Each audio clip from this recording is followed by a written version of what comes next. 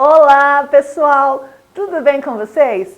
Eu sou a professora Luzilete, vou trabalhar o componente curricular de Geografia e olha lá o que nós estamos estudando em Geografia, hein? Estamos estudando sobre os primeiros habitantes locais, quer dizer, as primeiras pessoas que habitaram a comunidade onde você mora. E nós estamos aqui falando especialmente da sociedade do meio ambiente, o quanto essa sociedade, o quanto essas relações, o quanto a evolução da humanidade, a evolução da tecnologia acaba modificando o meio, afetando o meio.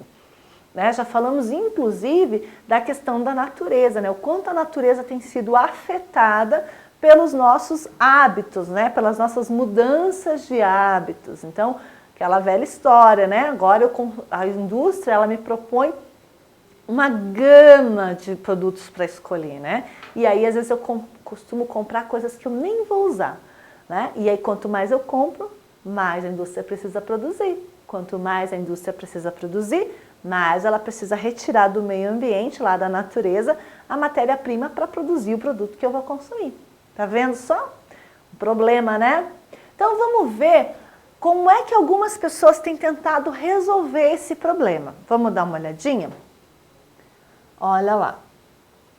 O nosso livro ele traz aqui, olha lá, o Mão na Massa, que vai mostrar uma casa sustentável, quer dizer, uma medida alternativa de continuar tendo o conforto que a gente gosta de ter na nossa casa, mas sem agredir o meio ambiente. Então o nosso autor fala lá, na ilustração a seguir, você vai conhecer algumas ideias que ajudam as casas a serem ambientalmente mais corretas. Então, lá, com base nas informações apresentadas no projeto da Casa Sustentável, relacione o elemento à sua vantagem ambiental. Então, vamos olhar aqui, Vamos olhar lá, essa casa sustentável. Vamos ver o que tem de sustentável nela. Como assim que funciona, professora? Então, começa aqui, Tá vendo que esse telhado aqui é verde? Por que será que ele é verde? Vamos descobrir? Olha lá, telhado verde. Possibilita o conforto ambiental naturalmente, regula a temperatura e umidade, melhora a qualidade do ar, apresenta propriedades acústicas e ajuda a estabelecer a fauna e a flora local. Vocês sabem o que é esse verde aqui? É o gramado, olha lá. É a mesma grama que está lá no solo, no chão, é a mesma grama que está aqui, nesse telhado, nessa parte do telhado aqui, por isso que ele é chamado de telhado verde. E olha lá o que ele faz, hein? Ele possibilita o conforto ambiental naturalmente, regula a temperatura e a umidade ali da casa, daquela parte ali, melhora a qualidade do ar, apresenta propriedades acústicas, quer dizer, mantém o som restrito ali dentro do ambiente e ajuda a estabelecer a fauna e a flora local. Olha que bacana! E esse outro aqui, professora? Olha lá, são as placas fotovoltaicas. O que é uma placa fotovoltaica? Olha lá, é a produção de energia por meio da luminosidade solar. Então, o que ela faz? Ela capta essa luz solar e vai transformar isso em energia. Energia, o quê? Energia para aquecer o chuveiro, Energia para aquecer a casa. Aí, olha aqui, tenho essa outra placa que é diferente dessa, estão vendo? Olha lá, aquecimento solar.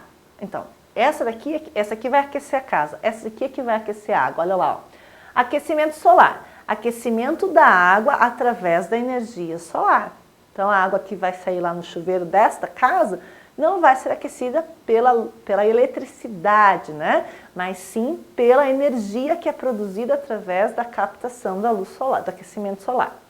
Cisterna, olha lá, o que é cisterna, professora? Olha lá, é o aproveitamento da água da chuva, captação e armazenamento da água pluvial para usos não potáveis. Então, o que? É como se fosse um recipiente, e a água da chuva vai caindo ali, Ou em volta da casa também tem a calha, estão vendo? A água da chuva escorre pelo telhado, cai aqui na calha e vai cair lá dentro da cisterna. Ah, essa água eu vou poder beber? Não, porque ele está dizendo aqui, que não pode ser usado para fins potáveis. Mas eu vou usar essa água para quê então? Para lavar a calçada, para limpar a minha casa, para lavar a louça, para tudo aquilo que não tem a ver com a minha ingestão, né? Então, eu não vou usar essa água, por exemplo, para cozinhar e nem para beber, mas eu vou usar lá para lavar roupa, vou usar para lavar a calçada, para limpar a casa, para limpar os banheiros, vou usar essa água. E aí, olha lá, o que mais que nós temos nessa casa? Então, são esses 4 elementos. Deixa eu ver se tem mais algum aqui. Ah, tem, olha ali, ó. A horta. Matéria-prima natural, livre de compostos voláteis, com características termoacústicas, né? Então, olha ali, ó. Tem até uma horta nesta casa. Estão vendo? Muito bem. Então, vamos lá. Sabendo disso, nós vamos resolver essa questão aqui, ó. Deste lado, eu tenho telhado verde, cisterna, horta, aquecimento solar e placas fotovoltaicas.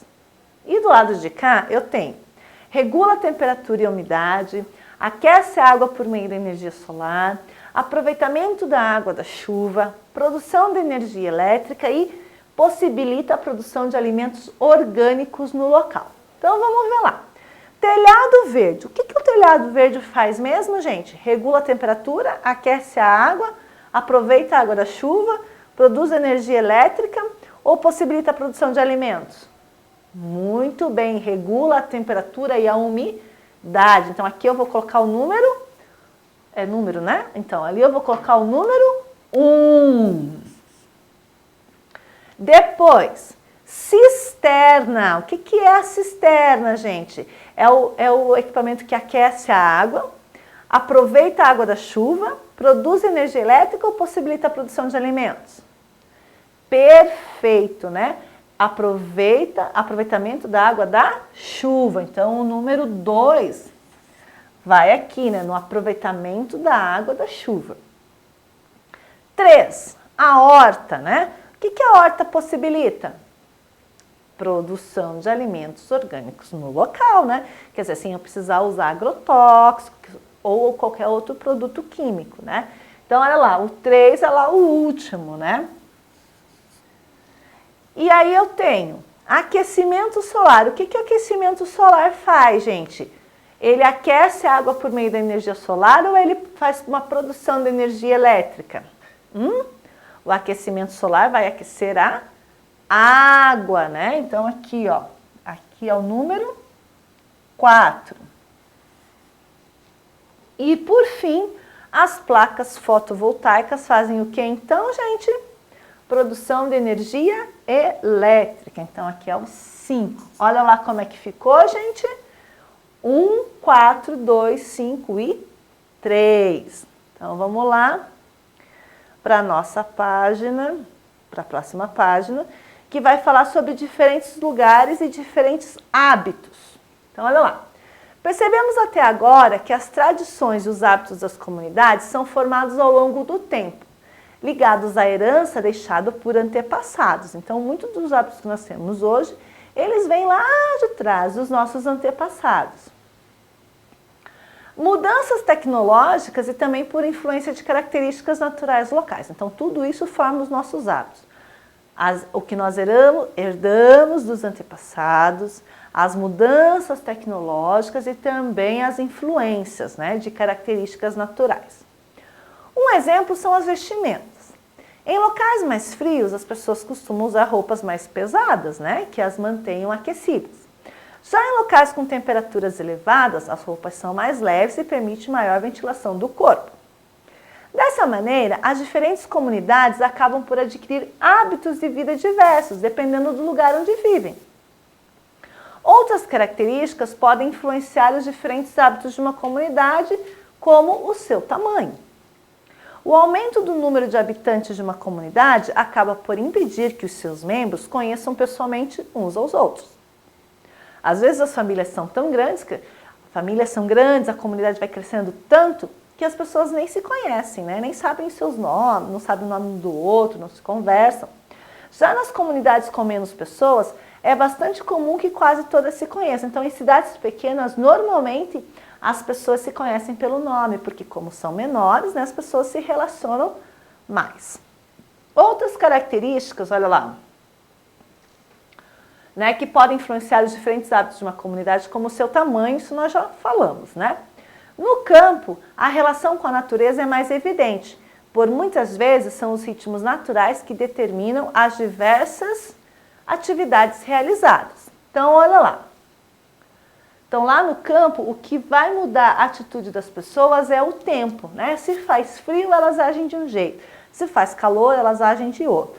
No inverno, elas desempenham tais atividades. No verão, outras atividades. Olha lá, no inverno, né? E no verão. Então, ó, no inverno, as pessoas estão abrigadas, né? No verão, olha lá, olha a diferença, né? Os animais pastando, as pessoas trabalhando no campo. Certo, pessoal? Viram como no campo tudo é diferente? O ritmo de vida das pessoas são diferentes, né? Elas agem muito mais de acordo com a natureza do que nós na cidade, que temos um ritmo bem diferente, né? E até porque somos um número muito maior de pessoas. Tá certo? Então, por hoje ficamos por aqui. Nos encontramos na nossa próxima aula. Um grande abraço e até lá. Tchau, tchau.